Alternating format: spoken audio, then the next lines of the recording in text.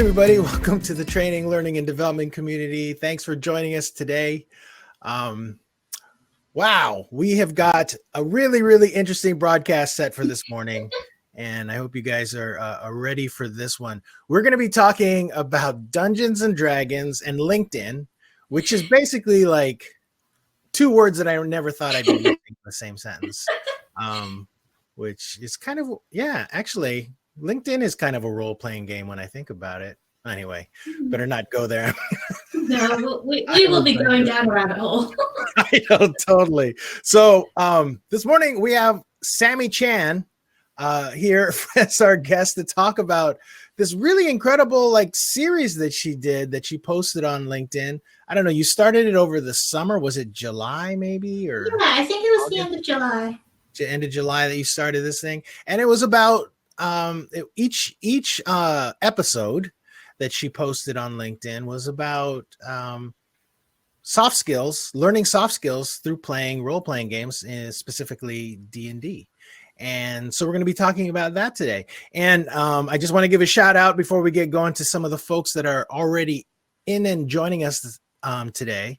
So Craig is in, and Kim and John and Jonathan Hill, Sunny Lynn, hey Cheryl and Tom, Wardell, Paul. Thanks for joining us today. This is going to be a fun conversation. So, okay. So where do we even start with all of this? You had how many series? Were there 11 episodes? 10 or 11, I think. Yeah. 10 or 11 episodes. Oh, actually, yeah. I have them all posted at the top of chat. So if you guys go up to the top, you'll see them. There's a shortened URL for each episode. And so Sami created these things and posted them on LinkedIn. And so let me just start out real quick with asking you, why did you do this? So I left my job back in March. I wanted to change industries. The industry that I was in was not really doing it for me. And, March, we all know what happened in March. So job hunting became a little bit difficult, and I wanted to start getting myself out there, getting myself known. And I don't think I have enough professional experience to properly speak out about it. But I wanted to talk about how soft skills are an important aspect of business and of commerce, and it seems to be a hidden thing that not many people talk about, despite it being such an important aspect of our working life. And there were actually a few articles and posts that I saw going around on Tumblr and Twitter about how you can put D&D skills on your resume. So I thought, okay, well, soft skills and D&D, why not? I got encouraged. Wow. Yeah, I got encouraged to go ahead and post it by some other graphic designers that were already doing slider content. So it seemed like a good kind of tie in together. Yeah. No, so I should probably also start out a little bit with that you're based out of the UK, and that your background is, let's see, currently you're working as a freelance copywriter. I saw that. But then you're also a graphic designer and illustrator, and having those three skill sets, I have always just admired folks that can do all three of those things. It's just absolutely incredible that you can actually list yourself as being competent at all three of those skills. It seems like you'd be incredibly busy being able to do all three of those. But anyway, and you weren't even an instructional designer really when you had started kind of considering this, right? Was it something that sort of you had just started getting into instructional design when you decided to put this together? I only started to get into instructional design after the first or second post, because Karen Norse, she shared my first post, and then lots of people from the L&D community found me through that way, and I ended up asking Kara, what is L&D, what is instructional design, and then since then it's been one heck of a journey. Yeah, and so just over the last few months, like I was looking, and let's have your LinkedIn profile there. You've done since August. You've done. Wait, there's show more. Hold on. let's see, what have you done? There we go. Since August you started, you did instructional design essentials, the models of ID, then you've also completed instructional design needs analysis. So you're just you're just getting into the field now. Yeah, I'm plugging along, trying to That's fill in those awesome. gaps. Yeah, that's great. So I'm glad that you're here. I'm glad that you're participating in TLDC because of course this is a great place to sort of get your feet wet with all of this craziness. But let's talk about sort of these slides that you created. What did you use to create them?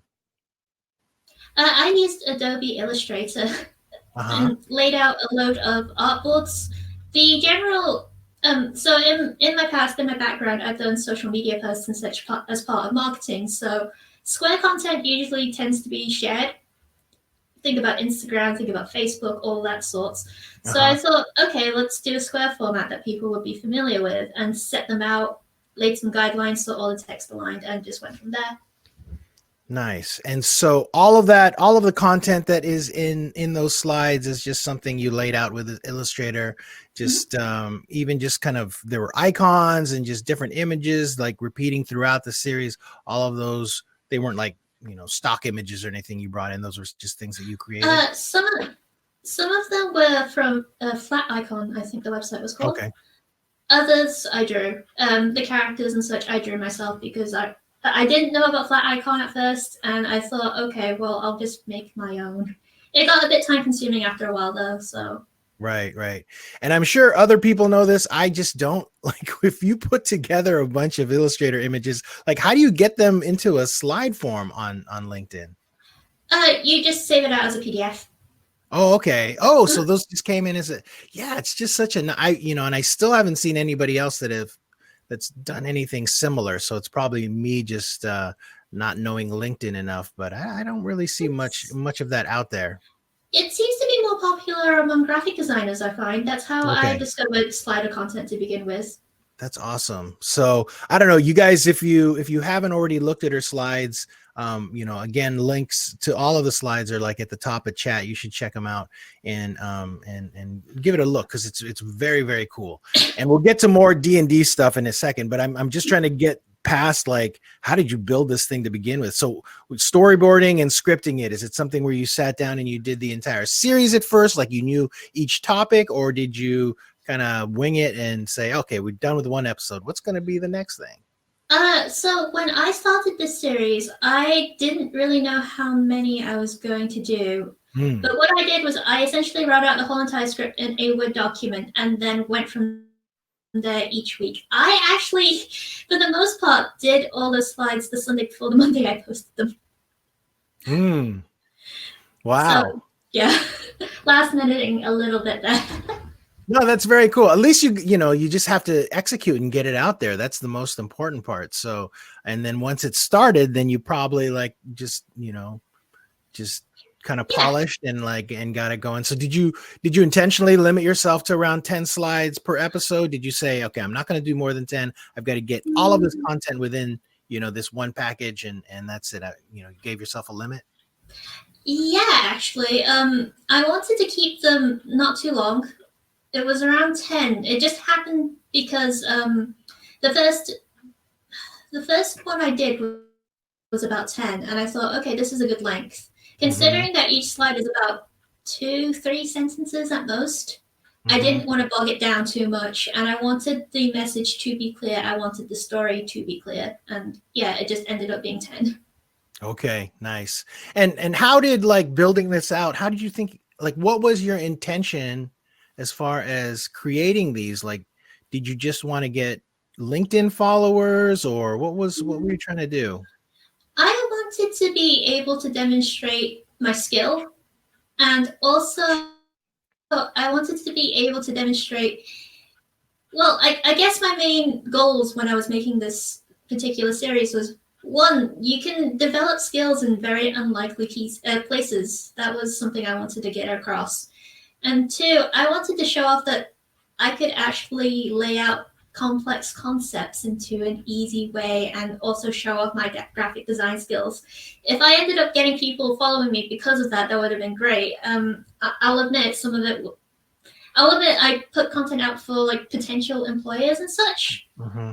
but the support and the genuine enthusiasm I got from people kept me going.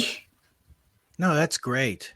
That's great. Yeah, it was I was really impressed by it, and I've gone back to them a few times, not just because I needed to review for this broadcast, but just because I find them like it was just so interesting as just a piece of work. Are those like slides? Are they called anything in particular? Is that format is there something like is there a I've way been, to are they I've been names? calling them spiders because that's what the graphic design industry has been calling them, or at least the graphic designers that I've been following have been calling them sliders. Nice. Okay. And so did you develop a bunch did you get a bunch of followers from that, or did your Um, profile like connections increase?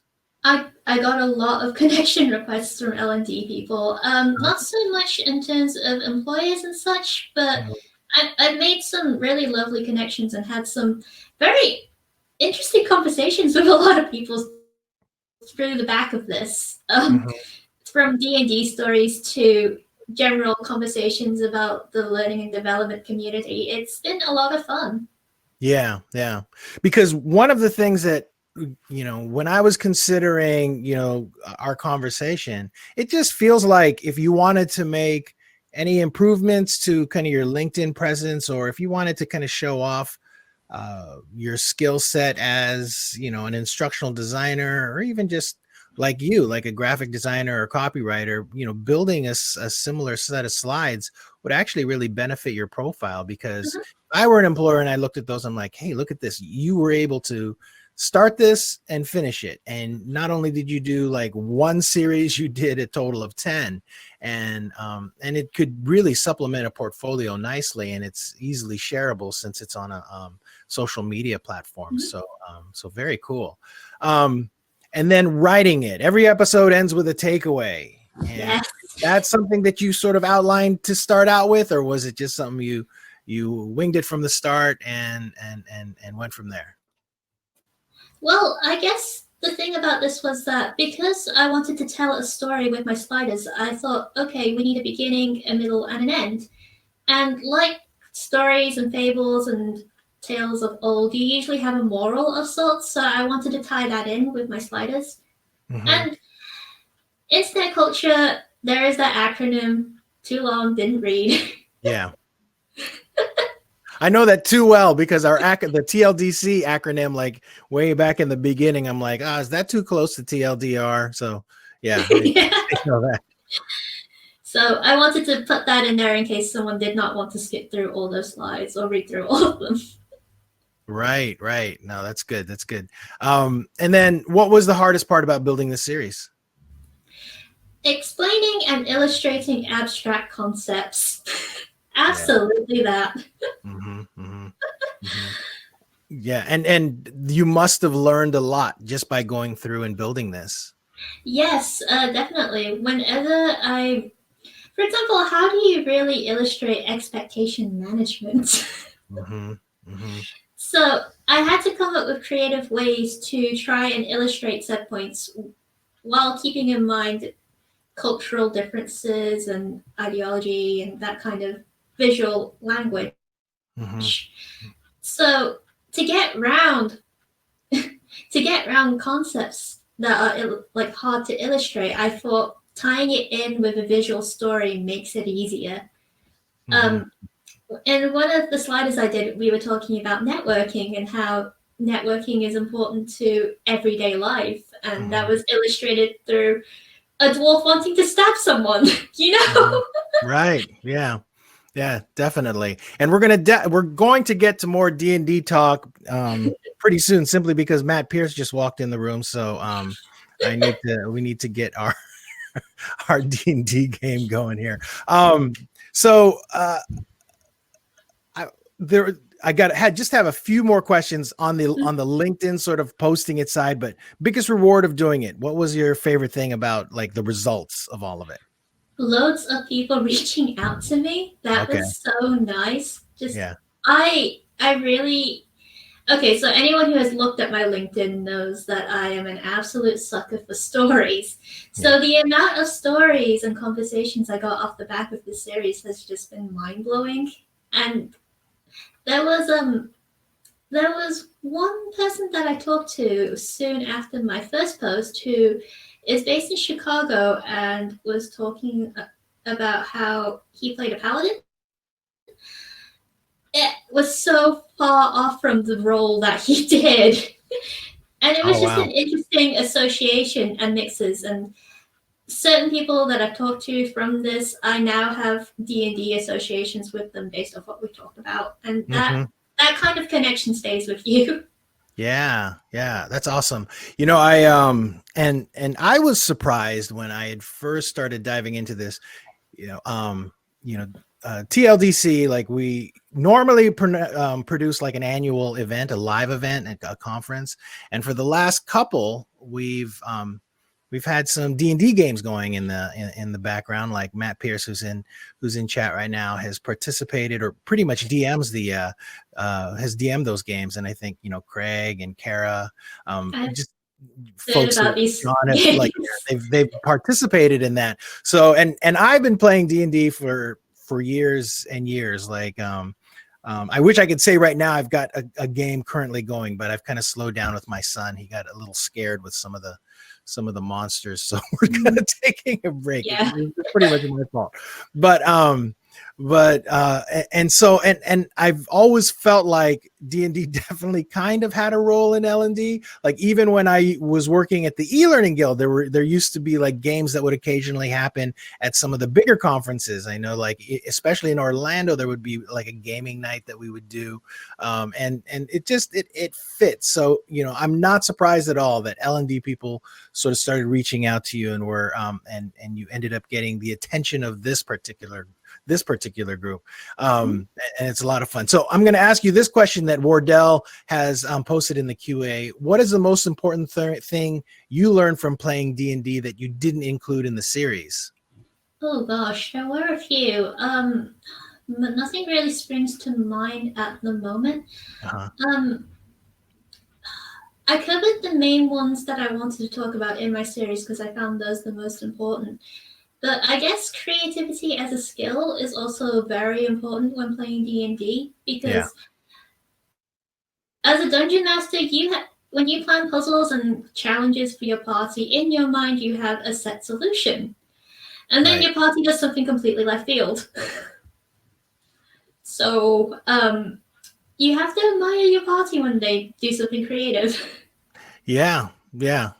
That's the thing, like sort of players kind of playing against the dungeon master, right? I Yeah. know that in the past that's sort of, if you have like a campaign going and you have a particularly kind of wily group that are kind of playing against the DM versus like playing with the DM to help create the story, that can be really, really challenging. It is. I had something similar to that in the first campaign that I ran.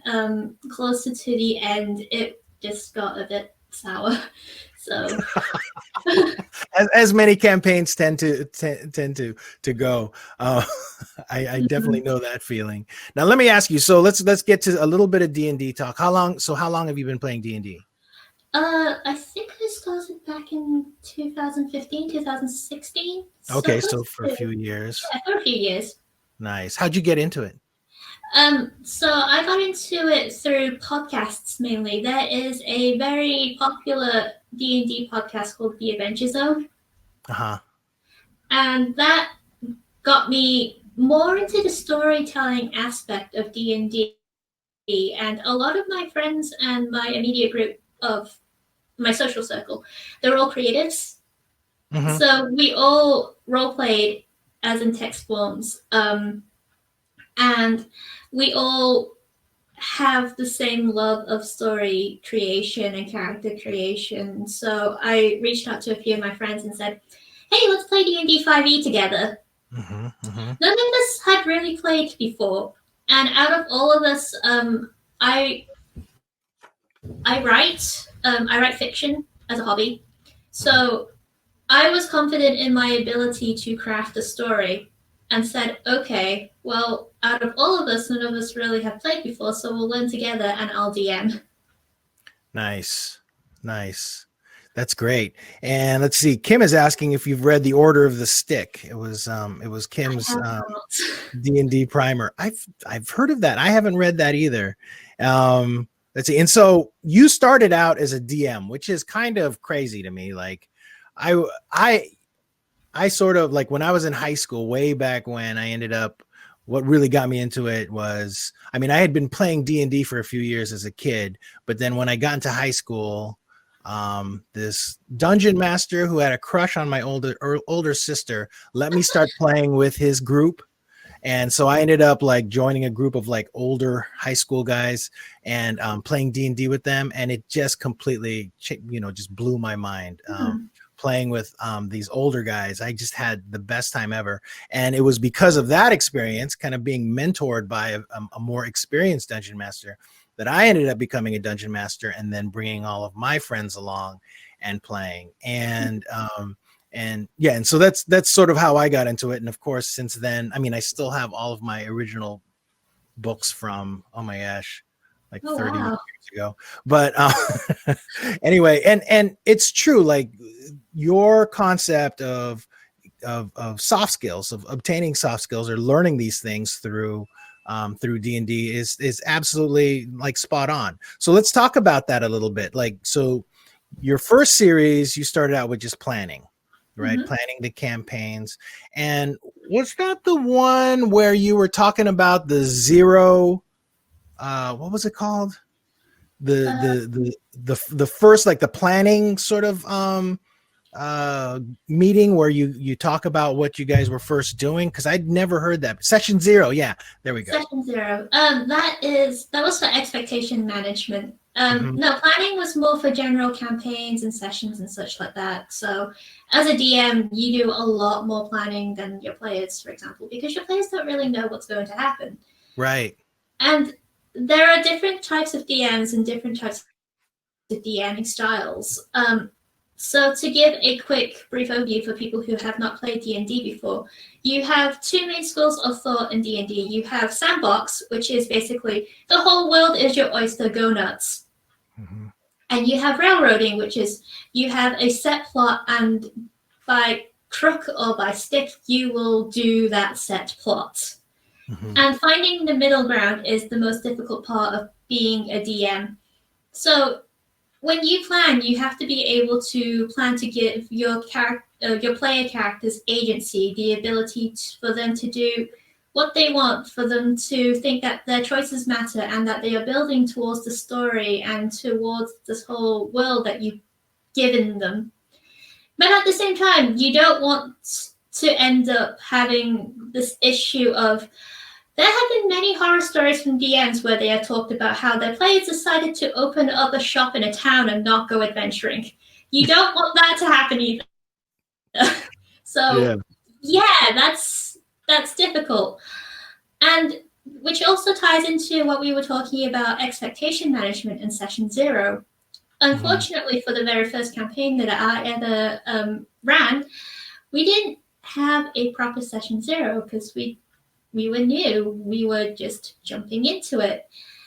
And by the end of that campaign, it became very clear that our expectations and what we wanted out of this game no longer matched up. And that's where we kind of fell apart, which is fine. We all learned from it. And I've taken these lessons onto a new campaign that I've actually started to write up and run now. Nice. You know, I really wish, like, because I'm not qualified to compare, to sort of apply like what session 0 concepts to instructional design, but I would love it if somebody else could, because I feel like that there is overlap there for people in the in the L&D field. Like that session 0 concept is totally relevant. And I love that. I have never done that before, like for any campaign. I always just have people dive in and we just get going. So let's talk about, let's start with that planning concept that you the after the introduction, you did planning and soft skills. Like, can you talk about that a little bit? Yeah, sure. I can actually use the current campaign that I am planning now as an example. So with planning, what really comes into play is knowing who your players are, knowing who the characters you are dealing with are, so you can play towards their strengths, towards their motivations, towards their weaknesses, and use that to build the story. And I guess if you were to compare D&D stories to a project, these are your key players. These are your, in a way, they're also your stakeholders, because they're the ones who are invested in your project, who are putting their time and effort into this project with you. And you need to know these people. You need to know their characters. You need to know their playstyles, and you need to put that into consideration when you're planning. Right. If you have a person whose character decides, I am going to kill every single thing that moves, which has happened before. I'm sure many DMs can attest to this kind of character. You need to be able to plan for that. What consequences are going to happen from this? What lessons can they potentially learn from this? What repercussions is this going to bring? Right. And that goes into your planning. Nice. And then is this where you establish objectives in this, in that planning phase? Like, I want them to go through, they're going to go into this town to be able to find this information about this particular dungeon or whatever that they've got to go into. So whenever I plan my sessions, I always have key objectives and main conflicts. How they get there is entirely up to them, but I want to cover those off in the sessions that we run, basically. There are pieces of information they must learn. There are items that potentially could be important to them and their quest, provided that they talk to the right NPC or non-player character. And it's these beats I need them to hit. And if they don't hit them, then as a DM, it's kind of up to you and your ability to wield the story to either make it go to them or just completely withhold it. It's up to you. Right. No, if you want the story to keep going, you have to sometimes meet them where they are. And especially since you're a storyteller, I'm sure that you've run into that. I want to mention what Matt is saying here. Session 0 for L&D is setting expectations and a mix of audience analysis. Also, it's a great way to set boundaries, what feels safe for them, which if you're doing certain activities in training is critical as well. So Absolutely. That totally applies. So then the next episode, you talked about authenticity. So before we get to that, let me ask you this. What's your favorite character type? Are we talking about archetypes or are we talking about classes? Classes, sorry. I'm going to say rogue because I started, my first player character is a rogue. But recently I've also been playing ranger as well. So ranger is also very, very fun. So do you tend to be around the chaotic good side of things or yes. what? Okay. I am always in the chaotic sphere. All right, cool. I wanted to get that one out of the way. Is there a particular race that you favor? At the moment, I only actually have 2 player characters, so I can't say I played around the field too much. I do have an affection for half elves, but that's because, again, first one. My first player character is a half elf rogue. I am currently also playing a halfling, and halflings are interesting. To people who haven't played D&D, halflings think hobbits. And when you are in a party where you are the halfling and you are 3 foot tall, and you have another party member who is a Goliath who is 7'3", it makes for some very interesting dynamics. Yeah, that's great. That's awesome. That must be fun as a DM to be able to deal with that. Yeah, in that campaign where I'm a player, as a halfling, I am often being picked up. Yeah. That's great. I like these guys. There's this talk here about John Kissinger is always chaotic neutral, and yeah, Oh, and Tom, there's Tom, yeah, yeah, Tom has chaotic, mentioned gnomes. I adore gnomes. yeah. Gnomes have become a very, very close race to my heart. As a DM, I hate chaotic neutral because I never know like how to manage a chaotic neutral character. I'm like, Mm. that chaotic neutral or is that? Wait a minute. You know, it's always it's It's always hard to tell. I find when you're playing with chaotic neutrals, this is where knowing their character comes into play. You have to know their motivations to kind of predict it. And if they are being off doing whatever all the time and they are constantly a source of stress and their actions don't make sense, then that ties back in with your authenticity. Right. They're Yeah. not they're not being authentic, and that is something that you need to iron out and sort out with that player. Yeah, yeah. And so talk about authenticity more, like and how that kind of particular soft skill kind of applies to everything. Mm-hmm. So, on the topic of authenticity, we'll go back to D&D as an example. My half-elf rogue. So again, quick explanation to people who don't play D&D or 5th edition.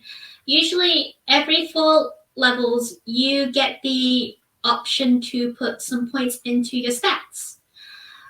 Or you can also have the option to not put these points into your stats and get an extra skill or get an extra proficiency. So let's say, okay, I don't want to be better in my constitution and get more HP. I want to be able to play the flute because why not? Um, in in the game that I play, where I play a rogue, I had established that my rogue takes very poor care of himself in terms of health, in terms of living standards. So he drinks a lot, he doesn't sleep very well, he doesn't eat too much. So when the time came and I had the option to put points into my stats, I could have given him more points in Constitution and increase his HP and potentially survive longer. But the authenticity part comes in where I thought, but would that make sense to the character? Would he suddenly start changing his whole entire lifestyle just because I happen to hit level 8? Mm-hmm. So I ended up taking a feat instead, and my Constitution score is still frightfully low, Mm-hmm. as is my armor class, which is what basically protects you against attacks. Yeah. I shot myself in the foot in the name of authenticity. Right. Well, okay, so let's kind of transfer that over to kind of the workplace and soft skills. How would that transfer over? I guess that would be more, don't lie about your skills. Don't lie about what you can and can't do. Be authentic and true to your values, because you don't want to become that person that is seen as flaky and unreliable Mm-hmm. and basically the yes man. You don't want that kind of reputation. You want to be seen as someone who is trusted and valued and skilled at what they do. When you're not authentic, it's really easy to fall into that mindset of, yes, I'll do that. Yes, I'll do that. And you'll suffer for it. You'll burn out. You'll take on too many tasks that you might not even be able to do. It's just staying true to your values. Yeah, no, that's great. That's excellent, Sammy. Thank you. I want to read out something that Nitin had posted in here. Let's see what to say. Would I be wrong if I say D&D follows rules of gamification and unconsciously develops skills? All the person needs to do is to be conscious about these skills and apply them to different spheres of their life. Sorry. And I think that's accurate. That's true. Like John is saying, he's saying, I'm not sure if conscious awareness is essential, though. I'd argue that most of the skills we've mastered in life begin with some level of conscious awareness, but get polished over time without any conscious awareness of all. Yeah. Mm-hmm. So that's true. Yeah. And I think that's kind of almost the entire point of your slide set. So and then you moved on and you start talking about teamwork. And of course, in D&D, this is like a critical thing. As a DM, I have always, especially when I was younger, I always managed to have like some dwarven assassin who was always like, like wanting to go off on his own and wreak havoc. And it's like, dude, what are you doing?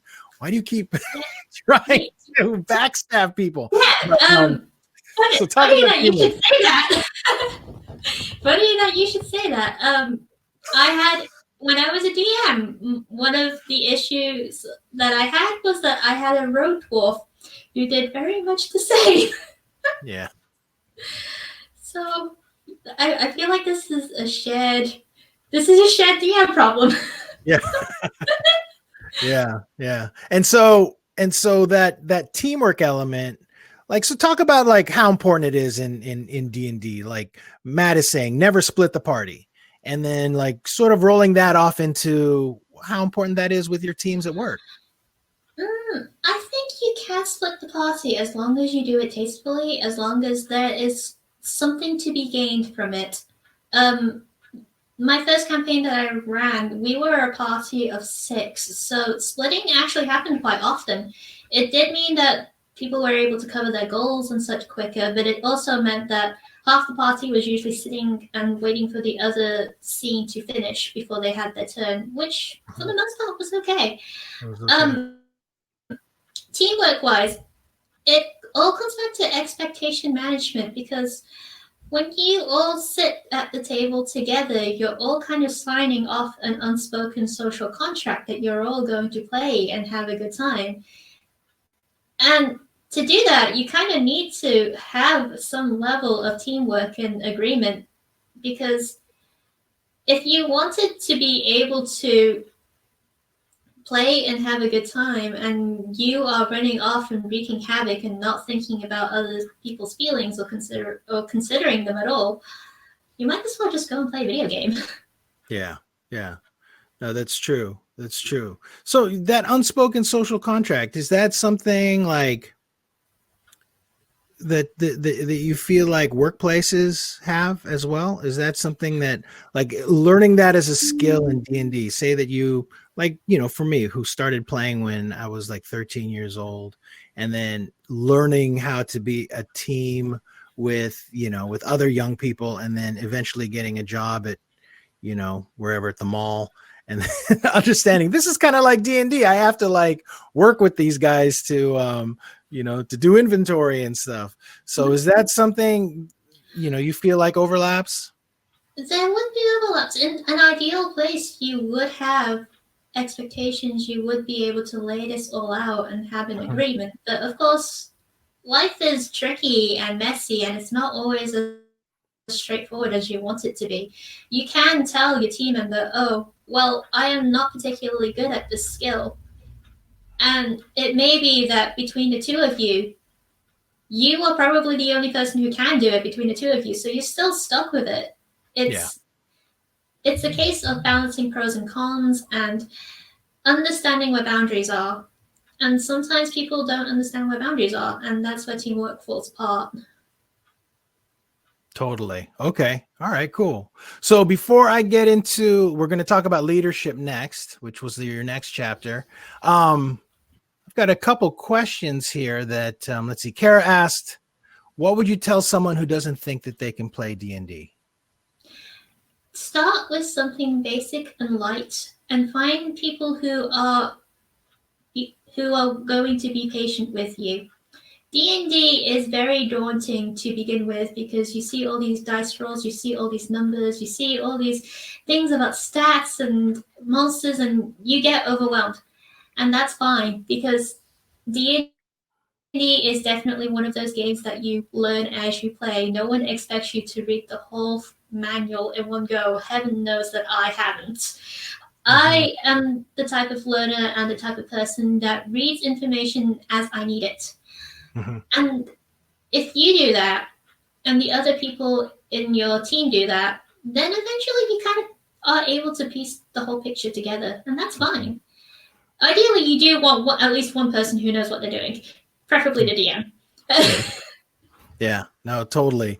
You definitely have to have patience. It's Mhm. yeah, you kind of grow into it for sure. It's when you start out, I am actually surprised that when I was a kid that I stuck with it as long as I did, but it took sort of like I was mentioning earlier, sort of that experience with some older players before I really, really like it had an impact on me. So when you come up with your campaigns, do you fully author them or do you buy pre-built modules and stuff? Oh, I fully author them. Okay.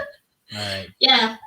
So my first campaign, I set it in the existing D&D lore world, with a lot of creative and artistic liberties, because as you Mm-hmm, do. mm-hmm. The Right. current campaign that I am running now is all homebrew, and I have invited my players to make the world's lore with me, and it's been so much fun. Mm-hmm, mm-hmm. No, that's I mean that's it, that's what I love about it. I used to really be like a heavy reader as far as like fantasy and sci-fi. And so I know that when I would come up with campaigns, I'd always like steal these different elements Mm-hmm. from these different books that I had been in Yep. and that I'd read. And so that was incredibly fun for me. I've got a good one from Jonathan Hill. This question. I'm no fan of Myers-Briggs style personality assessments and learning styles. It's J Rockin. But it's clear when people believe in these, they act and react according to their type, right? Hmm. So are there any lessons from D&D about how people can self-identify as a type and behave accordingly, even when that behavior is not authentic or conducive to solving the problem at hand? Jonathan, wow, okay. Hmm. That is a tough one. That, Um, yeah, that's a tough one. that is definitely a tough one. In terms of like knowing types, I think that all kind of, if you if you are working with your players as a DM and you're working with them through their backstory and their motivations, you kind of learn their type without really realizing it. And if it so happens that their actions fall in line with what's stereotypical of their type, it just falls in line that way. Mhm. You usually, as at least in my experience in D&D, you build the character first and all the types and personality things afterwards fall into place. You don't Mhm. build the personality first and then work backwards, if that makes sense. Right, right. Well, like sort of thinking back on my own experience, the type that, the character that I created for the workplace, like, after college tended to be the nerd. Like I ended up coming up with that's my character class was I was the nerd. And so like everyone would come to me for whatever computer tips and to help fix their PCs or whatever. And but I wasn't just a nerd. I also loved to write and I loved to draw and to illustrate. I had all these other things. And I think it was sort of a problem for me, like only playing the nerd for years and years and years. It took me a long time to be able to break out of that. So I think I'm sort of equating it, that concept to that. So, and I don't know if I don't know like how that I'm just detailing sort of my experience with that, but I don't really know how to answer that question any further. Um, Hmm. like even for you, Sammy. So as a storyteller, right? That is when you looked at your LinkedIn profile, that's the main thing I get is that you're a storyteller. And then you look and you're like, oh, you're currently a copywriter, but you do graphic design and and illustration. So like how are you able to or what have you learned from D&D that helps you kind of balance all of those different skill sets to be able to create like your particular workplace character? Well, the thing about that is, in the workplace, I'm actually quite quiet. um, I I'm very. I guess if previous managers were to describe me, I'm actually quite diligent and just shut up and get on with it. Yeah. Um, the creative aspect of me doesn't really come to light until you actually talk to me. So it's definitely a huge contrast. I tend to keep that nerdy side and the creative side of me quite quiet because Mm-hmm. once I go off on a tangent, it gets difficult. Yeah. It Yeah. stops. So it's one of those. restraint things.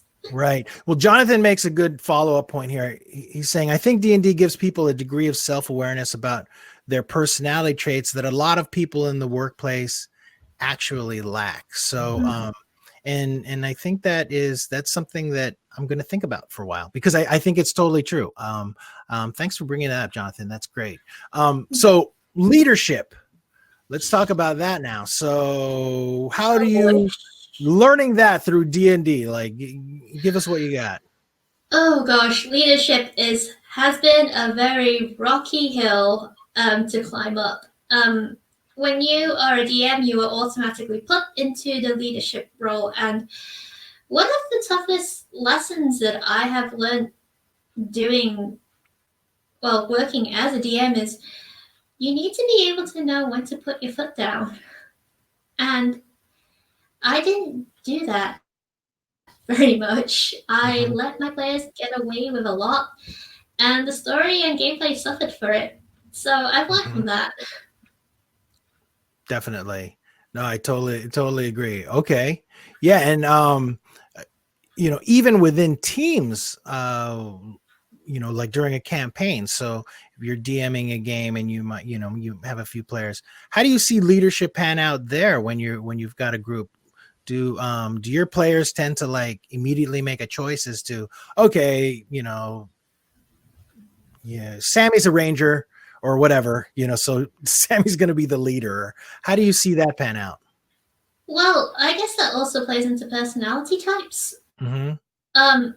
I'll give an example as me as a DM and me as a player. As a DM, in my first campaign, I struggled with a lot of passive players, so I actually had to needle them and prompt them quite heavily to do anything, which after a while does take its toll. Yeah. As a player, my rogue character actually takes the lead quite often when the situation calls for it. So he is kind of like a strategist, and that's his role in the team. He's the one who dives into puzzles and such, and he takes the lead that way, and people either agree, disagree, or contest me on it, and that's fine. That happens. As a ranger, I'm more of a support type, so I follow other people's leads. It's all about filling in the gaps and the roles that is needed according to the situation. Yes, and that is so that's such an important piece of all of it, including in the workplace, is filling out the right kind of team, is being able to fill those gaps. And in D&D, you definitely can learn a lot from building teams the right way. And even just as your own character, like knowing that it's like, oh, we don't have a thief, we need somebody that can pick locks. Like, we need to find somebody to do that, or someone needs to figure it out. So yeah, that was a good lesson for me to learn, like way back when, as far as building teams. Now the next one you're talking about, which I was surprised to see, but then when I reflected on it, this is super important, which is the networking part. Yes. D&D is great for networking. If you're a DM and you put your players in networking situations, you learn a lot about them. And the thing is like, for the most part, if you're playing D&D, you're probably kind of nerdy to begin with, and are like, if you were anything like me and my friends, horrible at networking. But here you are, you can role play and all of that. So talk about that a little bit. I guess the really nice thing about D&D and learning these skills is that you are technically not yourself when you're putting yourself into these situations. When you're networking, you're not you, so you can take on another persona and learn skills through proxy. Yeah. So again, this all ties back with the authenticity deal. You can't suddenly just decide to do a 180 on your character personality just because you need to network and get some information out of an NPC, because that ruins the immersion. So then you have the whole problem solving situation of how would my character react to the situation to network and get the best out of this situation. And that takes some mental gymnastics. So But you also quickly learn that in this world, it's not just you and your team. Other people exist in this world, and you have to live with them. Or, you can kill them, but that doesn't get you very far. No. Oh, that's great. Yeah, I love that piece of it. And so let's see, we've got 10 minutes left, so I'm going to start to go through these a little quicker. Expectation management. This one I thought was really fascinating that you had decided to throw that in there, but talk about that. Expectation management is a huge thing that needs to be covered. It was only after my first campaign did I realize how important that is in D&D. You can't. So here's the thing: you can have friends that you love and adore, but you would never want to play games with. Mm-hmm. And it's only after you've played a game with them and things have fallen apart, you realize we could have avoided this if we talked about it in the beginning. And that's why, to me, expectation management is so important in life, in the workplace, in D&D, in games, because when things don't go according to plan, how can you sit there and play victim when you realize we never talked about this? I love it. Yeah, it's setting boundaries, it's knowing comfort levels, it's knowing the best ways that you can get the most enjoyment or positive engagement out of the situation that you're in. And it just saves you a lot of hassle further down the line. Right. I would love to hear somebody kind of transfer that over to the instructional design side of things. If anybody has some thoughts on that in chat, I would love to see them. So and then the next one, rewarding accomplishments. Yes, I still struggle to do this personally. So rewarding accomplishments is all about giving yourself things that allow you to keep going and moving and keeping yourself motivated in a project. Because if you see a project as pushing a boulder up a hill, you need to take what enjoyment you can get out of it. And if you don't, it just becomes a struggle. And positivity and your mindset has such a huge effect on how you tackle anything in life. I also realized this lighting here is quite dark, so I'm sorry about that. It's okay. It's slowly starting to disappear, but it's okay. We've got a little bit of time left. It's fine.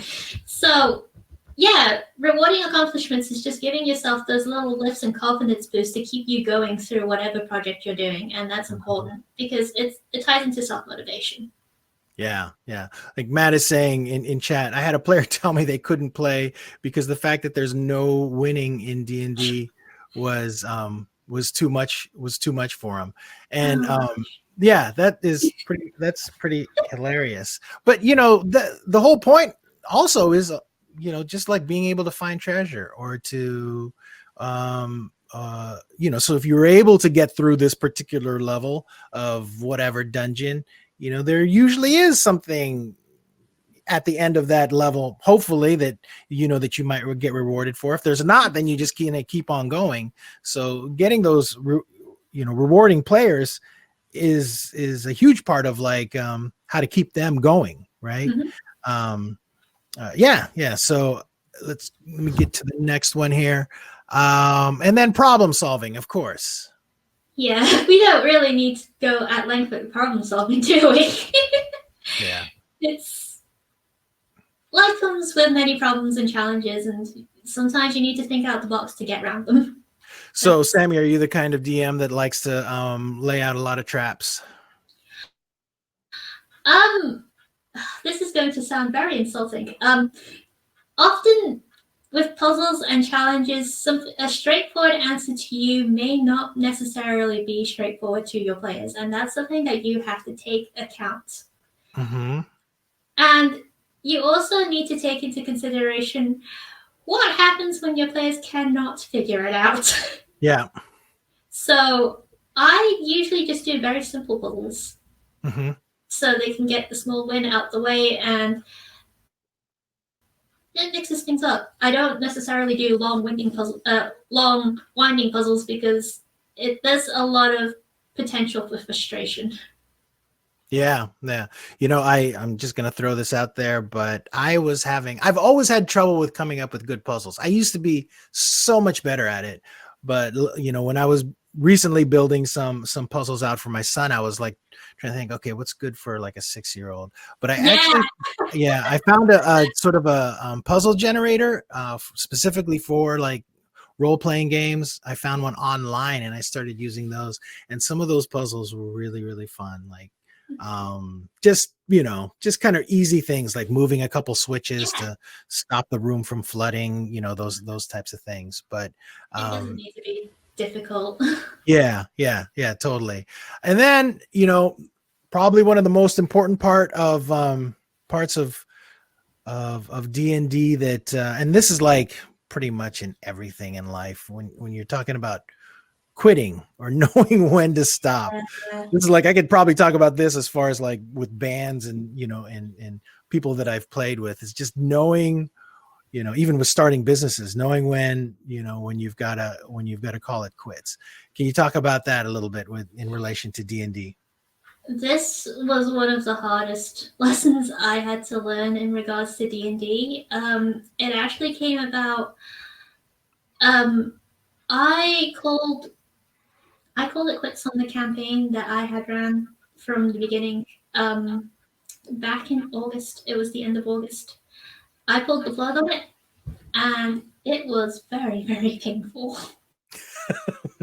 Yeah. Um, because the campaign had been going on for 4 years, and there was a lot of time and energy and effort spent into this, and I really didn't want to be the one to say I don't want to do this anymore. I deliberated over it, I thought about it, and it was a very painful call to make. But it also made me realize that I'm not having fun. Yeah. And when you're the DM and you're not having fun, and every session seems like it's a chore, why are you putting yourself through this? Yeah. You may have had fun times and good memories in the past, but that doesn't translate to what you're feeling now in the present. Right. And is this going to continue? Will this Yeah. carry on into the future? Do you want that stress? And Yeah. that's a very hard thing to think about and come to terms with. Oh yeah. When I decided to call it quits on my campaign, I kind of pushed this out to all of my players and asked them, would you work with me to keep this going? And some of them said no. Mm-hmm. And it all tied back to our expectations not lining up. What we wanted was not the same. And that's why it affected gameplay. That's why it made me realize I'm not enjoying it anymore. Mm-hmm. We had 6 players. Um, Two of them were giving me issues. And another one also wanted to call it quits. And at that point, I thought, then let's just end it. Mm-hmm. And I I think something like that also applies to jobs and life in general. Oh, definitely. When you are just not enjoying it anymore, do you have the means to keep going and push through it, or do you just want to start over? Right, right. And I think this one is so absolutely relevant in real life, and just even in just workplace, right? If you're Mhm. somewhere where you don't feel like it just fits anymore and you Mhm. need to move on and look for a different campaign or Yes. something, that Yeah. a change of scenery, right? So Mhm. it's like I'm kind of tired of being, let's say I rolled this character class called nerd, and that's not me anymore. Now I want to be a studio musician, and so I'm going to I'm going to start I'm going to move to LA and be a rock star or something. You sort of need to make those decisions, and it's very emotional, right? It's like Yeah, so definitely. it's a relationship that you're breaking off, just like Mhm. with work, like anytime that I've worked somewhere for an extended period of time, it's like it's so hard to make that decision. But Oh, yeah. You learn so much. You do learn a lot from like Mm. role-playing games and having to go through that. It's just another aspect of real life that you just have to totally replicate. So yeah. All right. Well, Sami, we're out of time. I want to thank you so much for doing this. It seems like it just went by really, really quick. And thanks everybody for sticking around. And I hope you guys enjoyed the conversation. I had a lot of fun. Lori, it was great having your comments in here. Great to see you. Nitin, I hope I'm pronouncing your name right. Susan, thanks you guys. Tomorrow we're talking about Trello with Rubina Halwani, Liz Park, and Randy Rebman. If you guys do any kind of Kanban style stuff or work with Trello, let's find out what the heck they use Trello for with their instructional design projects. I'm looking forward to it. And so hopefully we'll see some of you guys tomorrow, or all of you. Sami, once again, thanks a lot. Don't be a stranger. Come back anytime. If you have any ideas about stuff you want to talk about, feel free to send them my way. I'd be happy to have you back onto the broadcast. And that's it, everybody. Thanks a lot. We'll see you tomorrow. Thank you.